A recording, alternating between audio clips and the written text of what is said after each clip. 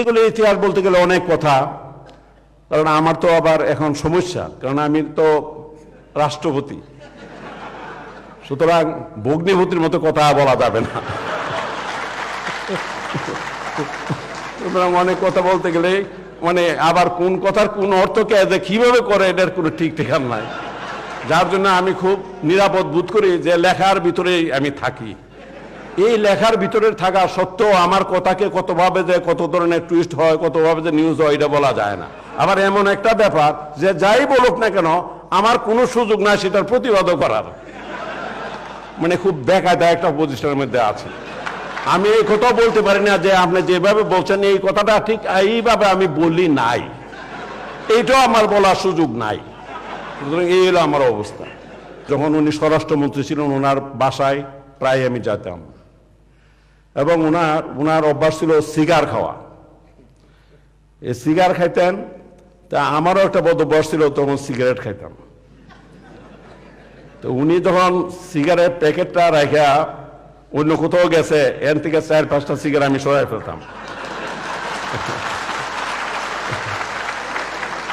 পরে উনি টের পান নাই, কারণ উনি এতটা গুণে রাখতেন না, যার জন্য টের পান নাই। এই ধরনের প্রায়ই সুযোগ পেলে ওনার এখান থেকে আমি এই সিগার চুরি করার আমার একটা প্রবণতা ছিল। কারণ এই সিগারগুলি আমাদের বাংলাদেশে পাওয়া যায় না, বিদেশ থেকে আসতো আর কি, যেটা সহজে পাওয়া যেত না, এটাকে খাইতে একটু বেশ।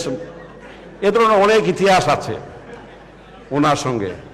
আর আমার একটা সুবিধা ছিল, আমি যেহেতু বলতে গেলে শুধু এমএনএ না এমপিদের মধ্যে আমি সবার চেয়ে কম বয়সে ছিলাম, যার জন্য সমস্ত বড় বড় নেতা যারা আছেন, জাতীয় নেতা যারা আছেন, সবাই তারা আমাকে অত্যন্ত বেশি স্নেহ করতেন। এবং সেই স্নেহের সুযোগ আমি পুরো মতোই সব জায়গাতে যেখানে পারছি সেটা নেওয়ার সুযোগ আমি করছি। ময়মনসিংহ জেলে ছিলাম 6.5 মাস, থাকার পরে তখন মোটামুটি পাশাপাশি ছিলাম। ওখান থেকে আমাকে ট্রান্সফার করে দিল কুষ্টিয়া জেলে।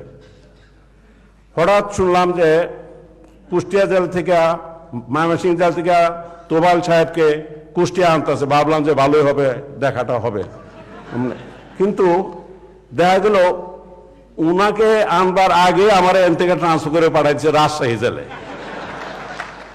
উনি ভাবছিলেন যে কুষ্টিয়া এসে আমার সঙ্গে দেখা হবে, কিন্তু উনি আমাকে পান না, আর উনাকে আমার দেখার সুযোগ হয় নাই। আবার রাজশাহী জেল থেকে অনেক তদবির করে ট্রান্সফার নিয়ে আসলাম ঢাকা জেলে। এটা অনেক তদবির করে আছি, এমনি আনতে চায় না, তদবির করে ঢাকা জেলে আছি। সুতরাং জেলের থেকে ট্রান্সফার হয়ে জেলে যাইতো, কিন্তু সেখানেও তদবির লাগে। তখন লাগবে, এখন লাগে কিনা আমি জানি না।